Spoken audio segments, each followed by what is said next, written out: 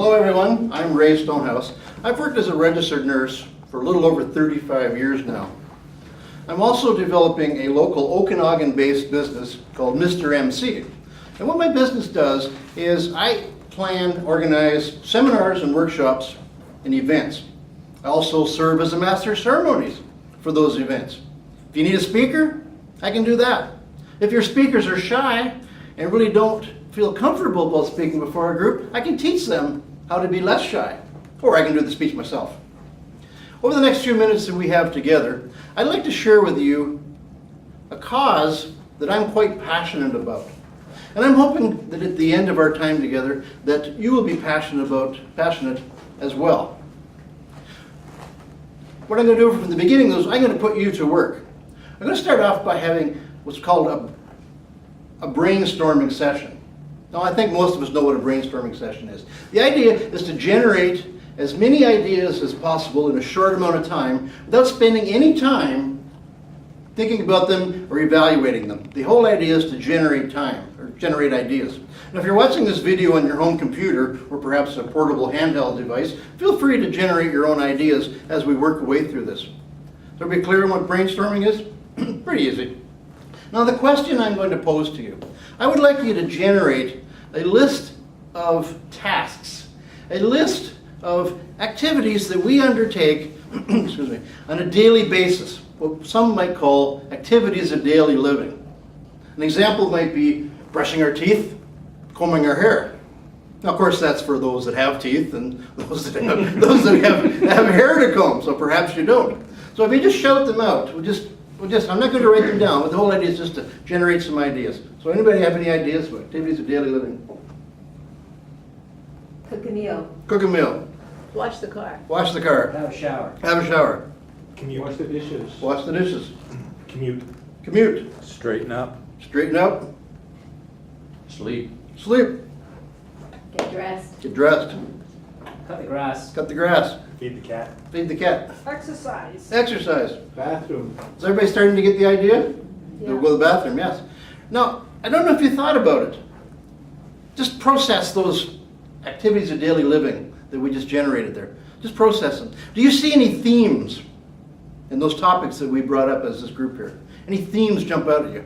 They do for me, of course, because I prepared this presentation. But do you see any themes? Things to do around the house. Yeah, it could be. Not on my list.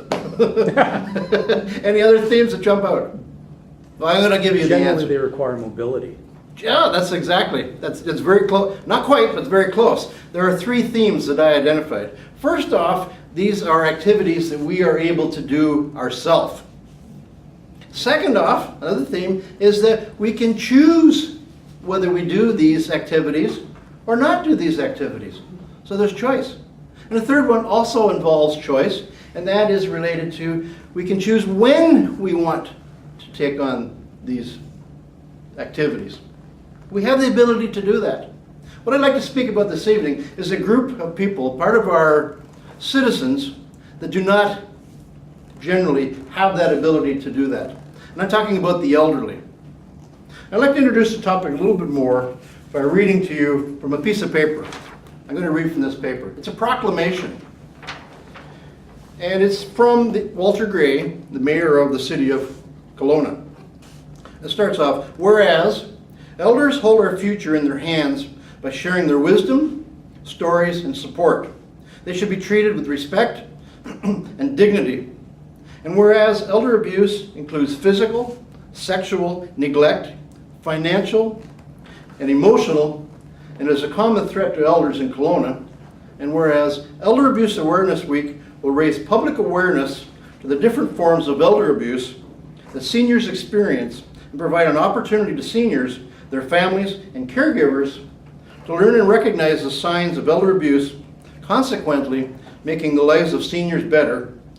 And therefore, I, Walter Gray, Mayor of City of Kelowna, do hereby proclaim June 11th through 15th, 2012 as Elder Abuse Awareness Week in the City of Kelowna.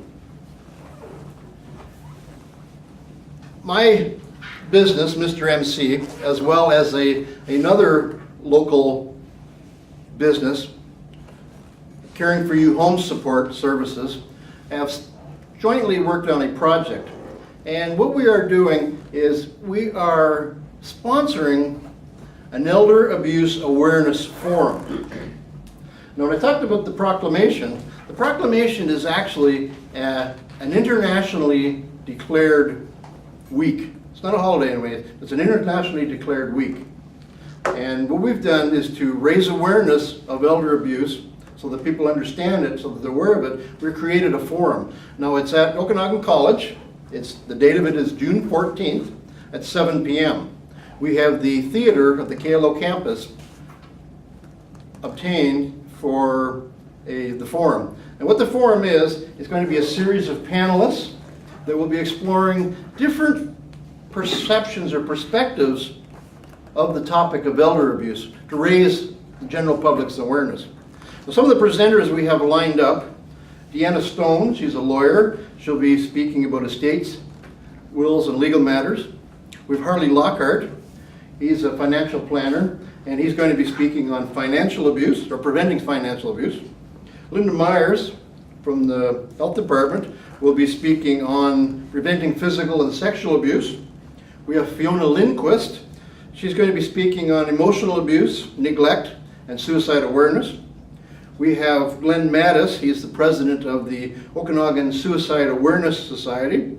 We also have Corporal Sandy Fazin from the RCMP. She'll be speaking on community policing, especially the perspective of helping seniors. We have Dawn Wilkinson. She's the manager of the Kelowna Community Resources, and she's going to be talking about community resources that are available for all of us, as well as seniors. And I'll be serving as the Master of Ceremonies. We have a 2-hour format from 7 till 9 p.m. We will be having the presentations will be about 10 to 15 minutes long, followed by a panel discussion. Attendance or admission is free. We'll be having a box at the door where we'll be raising funds for the Okanagan Suicide Awareness Society. Why am I telling you this? Well, I'm trying to raise awareness for elder abuse, to prevent it. Now, many of us in this room, we're not elderly, but we have aging parents, we have next door neighbors, we have family members that are also aging. Many of our generation in this room right now could be looking after elderly people. And this is a secret that people are not talking about. Occasionally, it gets news coverage. The Canadian federal government has created a website where they're promoting suicide, or not so sorry about that, they're promoting elder abuse awareness. We have a website set up. If you go to elderabuseawareness.ca, you'll find details about our Elder Abuse Awareness Forum. You will also find bios on our speakers, so you have an idea what they're going to be speaking about, a little more than I provided here.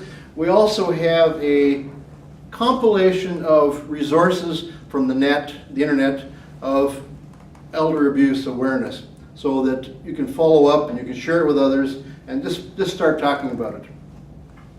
So thank you for allowing me to speak to you.